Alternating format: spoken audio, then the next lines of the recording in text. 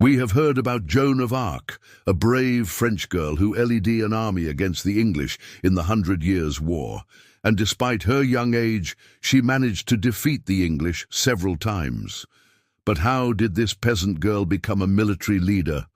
Let's find out. In the middle of the 14th century, the 100 Years' War between France and England was raging. The English occupied most of northern France. In 1428, they laid siege to the city of Orleans, which was one of the last bastions of the French resistance. The citizens were demoralized, awaiting relief from the English. Suddenly, a rumor spread through the town that a young woman named Jeanne d'Arc, or Joan of Arc, was coming to free them. Of course, no one took this rumor seriously until Joan of Arc herself appeared at the gates of Orleans with a small detachment of soldiers. But even then, the city's leaders did not want to let her inside. They didn't believe the 17-year-old peasant girl could do anything against the well-trained English army. However, Joan insisted, saying God had sent her to lift the siege, and only then did the city's gates open before her. This was the beginning of her glorious journey. After Joan entered the city, she immediately set about putting together an army to repel the English. At first, many of the inhabitants of Orleans were skeptical of her, but over time, they began to support her initiative. Soon, the French girl had gathered several thousand soldiers. On May 8, 1429, Joan of Arc led her troops into battle. It was a stunning victory for the French. In just 9 days, they managed to break the English siege of Orleans and force the enemy to retreat. This was the first major victory of Joan of Arc, but it was far from being her last. Having raised the siege of Orleans, Joan of Arc did not stop there. She continued to pursue the retreating British and on June 18, 1429, defeated them near the town of Patay.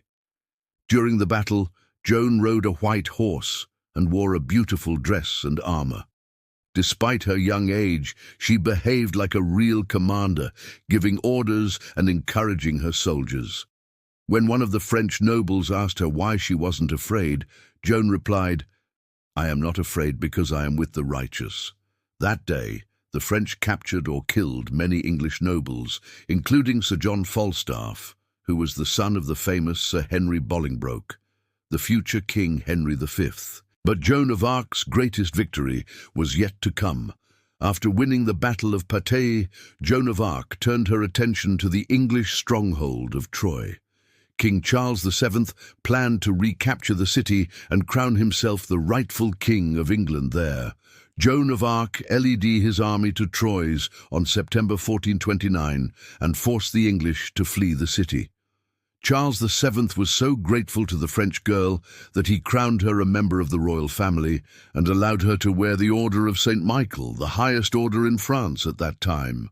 Joan of Arc was a true hero, but she never sought fame or glory for herself. She was a devout Christian who believed God had sent her to save France from the English. Her faith was unshakable, and she never doubted that she was doing the right thing. For example, once during a battle, Joan's horse was shot out from under her, and she found herself in the enemy's camp. But even then, she did not panic. She simply crossed herself and said, "God wills it," after which the French soldiers soon came to her rescue. But not everyone shared her faith. There were many skeptics in France who saw Joan of Arc as nothing more than a hysterical peasant girl. For example, the French king's mother, Isabella of Bavaria, tried everything to prevent her son from crowning Joan of Arc a member of the royal family. She said that the girl was bewitched and should be treated with great caution. Even some clergymen were wary of Joan, believing that she was leading the French to heresy. However, most of the French people supported Joan of Arc and loved her for her courage and piety. The French girl became a symbol of the struggle for freedom from the English invaders. Some legends even arose about her, such as the story of the miraculous healing of a young squire who had been mortally wounded during a battle. But later, this story was disproved by historians. Nevertheless, the legend of Joan of Arc continued to grow, and soon she became famous throughout France and even beyond its borders. However, the fame of the French girl did not make her proud, and she remained as humble as she had always been. For example, once, after winning a major battle, she went to the king and said, "Sire, I have brought you many prisoners and booty. If you wish, I shall bring you even more." Charles VII was stunned by these words because he had never seen such humility in any of the feudal lords before. Then he hugged Joan of Arc and said, "You are pleasing to God and to us. We thank you for all that you have done and will do for our state." Joan of Arc's victories brought France closer to winning the war. The French began to call her the Maid of Orleans and the Liberator of France. But suddenly, after achieving such brilliant victories, Joan made a terrible mistake. It happened in 1430. Joan of Arc accompanied Charles VII to the siege of the English city of Compiègne. But instead of patiently laying siege to the city, Joan decided to storm it. She believed that God had commanded it, but in fact, the attack was unsuccessful. Joan was seriously injured and had to be taken off the battlefield. It is believed that Joan of Arc was betrayed by one of the French nobles who sold her to the English for a hefty sum. Later it turned out that it was Jacques de May, the same squire whom Joan allegedly healed miraculously. And although the story of the miraculous healing was a fiction, Jacques still called himself the knight made by the maid. He received a noble title from the English and the right to keep all of Joan of Arc's things after her death. But what really happened to Joan of Arc? As soon as the English got their hands on her, they threw her into prison in Rouen. The English king offered Joan a deal. She would be released if she renounced her faith in God and recognized the legitimacy of the English king. But Joan refused. Then the English began to threaten her and force her to betray herself. Once they even brought a bishop to her cell who tempted her with sweets and promised her a luxurious life outside prison walls if she agreed to renounce her faith.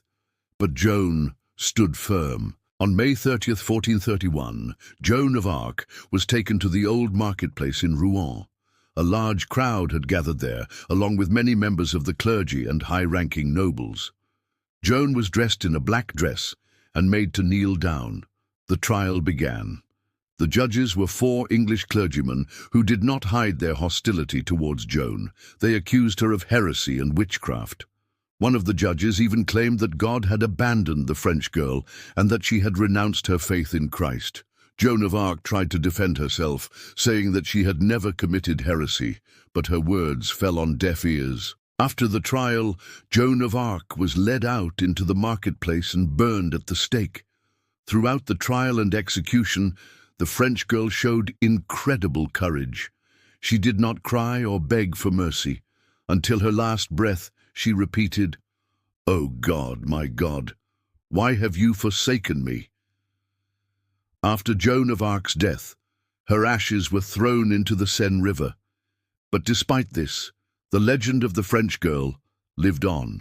Many years later, Joan of Arc was canonized as the Catholic Church recognized her as a martyr who risked her life for the sake of her faith. Today, Joan of Arc is considered the national heroine of France. Her story has inspired countless books, films, and paintings, and statues of Joan of